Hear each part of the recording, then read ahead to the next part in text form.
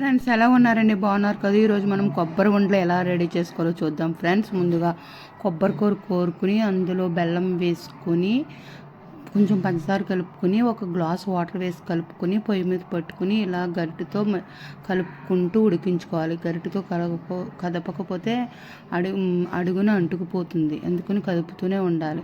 ఇది ఇలా కలుపుతుంటే మనకు దగ్గరగా ఇలా అవుతుంది.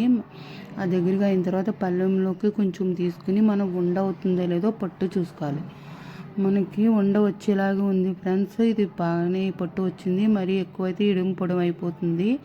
ఇప్పుడు స్టవ్ ఆఫ్ చేసుకొని మనము ఇది కింద పెట్టుకొని కొబ్బరి ఉండలు చుట్టేసుకోవడమే ఫ్రెండ్స్. ఎంతో రుచికరమైన కొబ్బరి ఉండలు రెడీ ఫ్రెండ్స్. ఒక గిన్నె కొబ్బరి కూరకి ఒక గిన్నె బెల్లం అయితే పర్ఫెక్ట్గా సరిపోతుంది. అందులో కొద్దిగా నెయ్యి వేసుకుని బాగా ఉడికించుకొని పట్టు చూసుకుని ఇలా ఉండలు రెడీ చేసుకోవడమే ఫ్రెండ్స్. Bye friends.